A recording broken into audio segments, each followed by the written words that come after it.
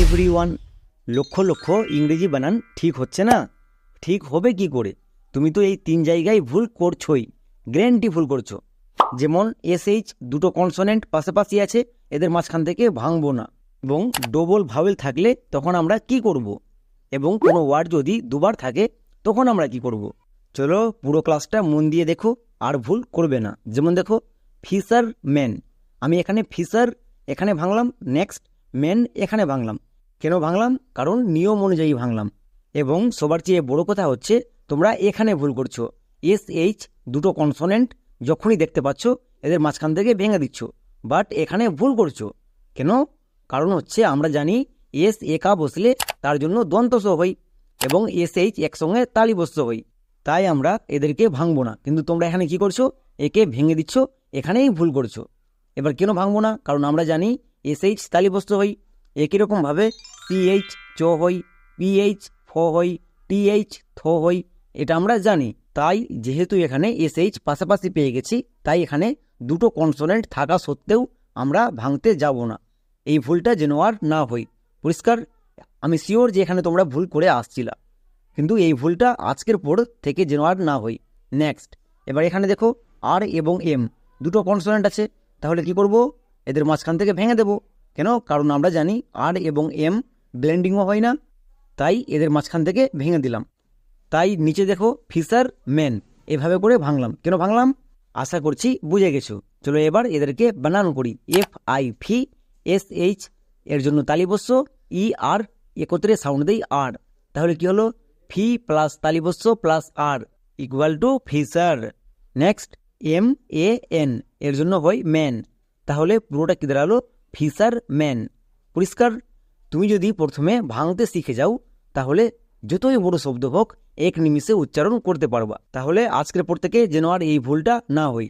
চলো আমরা 2 নম্বর যেখানে ভুল করি সেটা হলো ইউই, মানে দুটো ভাওয়েল যখন পাশাপাশি আছে তখন আমরা কি করি? ভেঙে দিই। কিন্তু আমরা এই ভুলটা করব না, কারণ আমি কোনো রুলসে বলে আসিনি যে দুটো ভাওয়েলকে একসঙ্গে দেখতে পেলে তাদের মাঝখান থেকে ভেঙে দেব।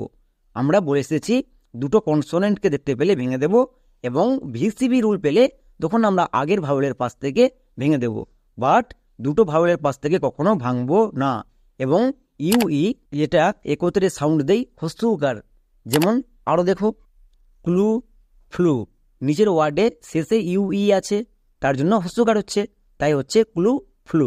তাহলে এখান থেকে আমরা মনে রাখবো ইউই এটা হলো ভাওয়েল ব্লেন্ডিং, যখন একত্রে থাকবে এরা সাউন্ড দেবে হস্যকার এর মতো। পরিষ্কার? তাহলে এবার একে আমরা ভাঙি। ব্লু ফিশ, কেন? কারণ এখানে দেখো E vowel, F consonant, I vowel, VCB রুলে আছে। ভিসিবি রুলে থাকলে কি হয়? আগের ভাওয়েলটার পাশ থেকে ভেঙে দিতে হয়, তাই এর পাশ থেকে ভেঙে দিলাম। তারপরে নেক্সট দেখো আর ভাঙার কিছুই নেই, তাই আমি ভেঙেছি ব্লু ফিশ। ম্যাচ করে গেছে। এবার চলো এর বানান করি। BL একত্রে থাকলে এটা কনসোনেন্ট ব্লেন্ডিং, আমরা শিখে এসেছি, এর জন্য বয়ে লয়ে হয়ে যাবে।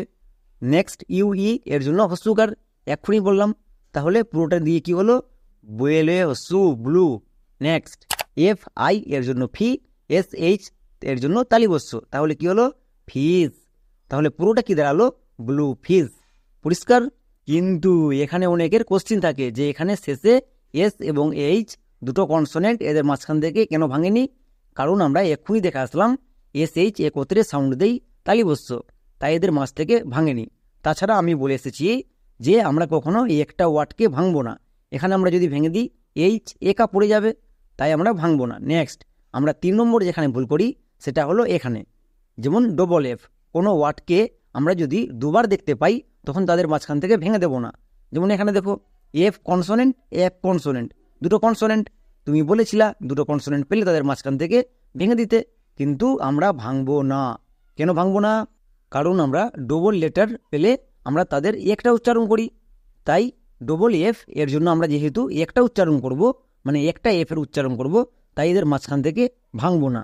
আর তোমরা এখানে ভুল করছো, দেখতে পেলা দুটো কনসোনেন্ট পাশাপাশি আছে, এদের মাঝখান থেকে ভেঙে দিচ্ছ এবং উচ্চারণ করতে গিয়ে ভুল করছো, তাই এদের মাঝখান থেকে ভাঙবো না। এটা হলো 3 নাম্বার মিস্টেক। এবং এখানে আরেকটা কথা বলে রাখি, যেমন এখানে দেখো আই ভাওয়েল, আমরা তো জানি উচ্চারণের ক্ষেত্রে ডবল এফ থাকলে একটা এফ এর উচ্চারণ হয়, তাহলে গুনার সময়ও আমরা একটা এফ এর জন্য গুনবো, কিন্তু না, গুনার সময় আমরা এই কাজটা করব না। গুনার সময় আমরা এফ একে 2 নম্বর, নেক্সট এফ একে 3 নম্বর এভাবে করে গুনবো। কিন্তু উচ্চারণ বানানোর জন্য আমরা একটা এফ উচ্চারণ করব। পরিষ্কার? তাহলে এটা হচ্ছে ডিফিকাল্ট। কেন আমি এভাবে করে কেন ভাঙলাম? কারণ আমি দেখা মাত্রই ভেঙে দিলাম। কি করে? আমি রুলস জানি বলে। তোমরাও প্র্যাকটিস করো, তোমরাও শিখে যাবে। যেমন এখানে দেখো, আই ভাওয়েল, সি কনসোনেন্ট এবং ইউ ভাওয়েল, মানে ভিসিবি রুলে আছে। ভিসিবি রুলে থাকলে কি হয়? আগের ভাওয়েলটার পাশ থেকে ভেঙে দিতে হয়, তাহলে আয়ের পাশ থেকে ভেঙে দিলাম। নেক্সট এল টি, দুটো কনসোনেন্ট, তাই এদের মাঝখান থেকে ভেঙে দেবো না। কেন? কারণ আমরা একটা ওয়ার্ডের জন্য ভাঙবো না। চলো এবার বানান করি। D I D, F double F থাকলে একটা এফের জন্য উচ্চারণ, তাহলে এফ আই ফি, তাহলে কি দাঁড়ালো? ডি ফি। নেক্সট সি ইউ কু, কিন্তু না, এখানে সি ইউ এর উচ্চারণ হবে কা। কেন? আমরা জানি ইউ এর পরে দুটো কনসোনেন্ট থাকলে ইউ এর জন্য আ হই, বা ইউ যদি দুটো কনসোনেন্টের মাঝে থাকে তখন ইউ এর জন্য আ হই। এখানে দুটোই রুলস ফলো করছে, তাই এখানে ইউ এর জন্য আ হবে। তাহলে সি ইউ কা। এল টি, এটা হলো কনসোনেন্ট ব্লেন্ডিং, এটা হয়ে যাবে যুক্তক্ষর লোয়ে টোয়ে, তাহলে কি হলো? কাল্ট।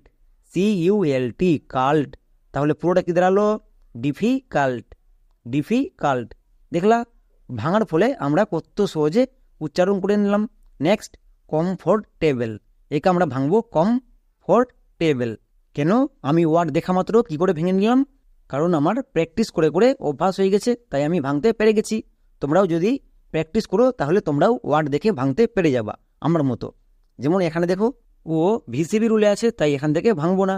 নেক্সট এম এবং এফ দুটো কনসোনেন্ট পাশাপাশি আছে, তাহলে এদের মাঝখান থেকে ভেঙে দেবো, ভেঙে দিলাম।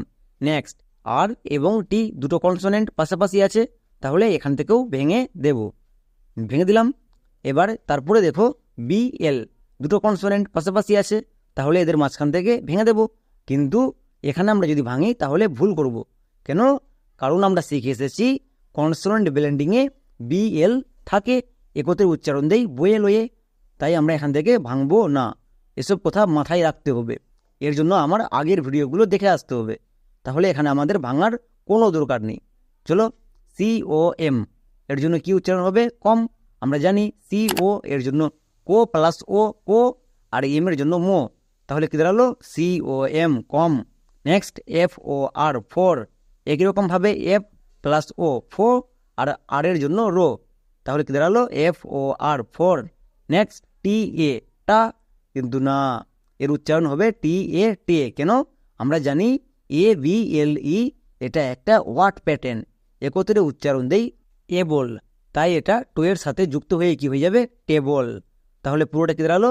কমফোর্টেবল।